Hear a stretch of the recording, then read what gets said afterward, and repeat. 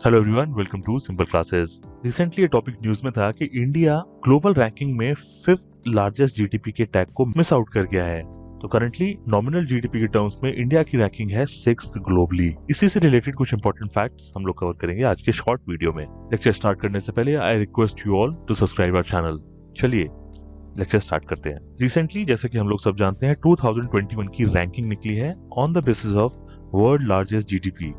जैसा कि अनुमान लगाया गया था, India was supposed to be 5th largest, 5वीं सबसे बड़ी इकोनॉमी बनने वाली थी इंडिया, बट हमारी कंट्री ये स्पॉट अचीव नहीं कर पाई। Finally India settles down with the tag of 6th largest economy in the world. अब देखिए, अगर हम रैंकिंग की बात करें, कंट्रीज को रैंक कौन करता है, तो बहुत अलग अलग तरीके की एजेंसीज हैं। जनरली ये काम करता है वर्ल्ड बैंक और एक प्राइवेट कंपनी है by the name of IHS market.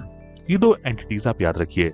जब कंट्रीज की रैंकिंग की बात आती है, दो तरीके के मेथड्स होते हैं जिनको यूज करके कंट्रीज की रैंकिंग निकाली जाती है on the basis of GDP. जब कंट्रीज को रैंक किया जाता है on the basis of nominal exchange rate, उसको बोला जाता है GDP ranking calculated at the nominal exchange rate. और दूसरा तरीका है जब कंट्रीज को रैंक करा जाता है जीडीपी रैंकिंग के हिसाब से on the basis of purchasing power parity, जिसको शॉर्ट में PPP भी हम बोलते हैं। GDP ranking on the basis of nominal exchange rate की अगर बात करें, इंडिया अचीव्ड 6th रैंक।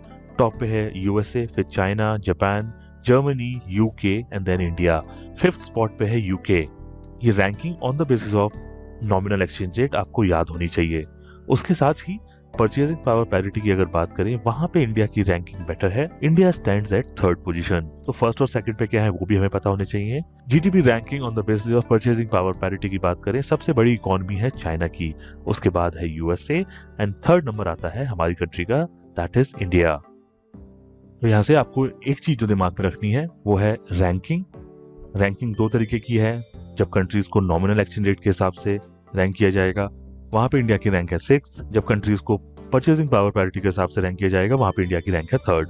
यहाँ पे आपको ये समझना है और यहाँ देख भी सकते हैं, जब हम PPP के टर्म्स में, परचेजिंग पावर पैरिटी के टर्म्स में रैंकिंग कर रहे हैं, तो इंडिया की रैंकिंग बेटर है as compared to nominal exchange rate. तो ये आप याद रखेंगे, जब भी जीडीपी एट PPP निकालते हैं, वो हमेशा ज्यादा निकलता है जब GDP at nominal exchange rate निकाला जाता है किसी कंट्री का, and it holds true for India also. Right, ये पॉइंट आप याद रखिए। अब हम समझते हैं ऐसा क्यों होता है।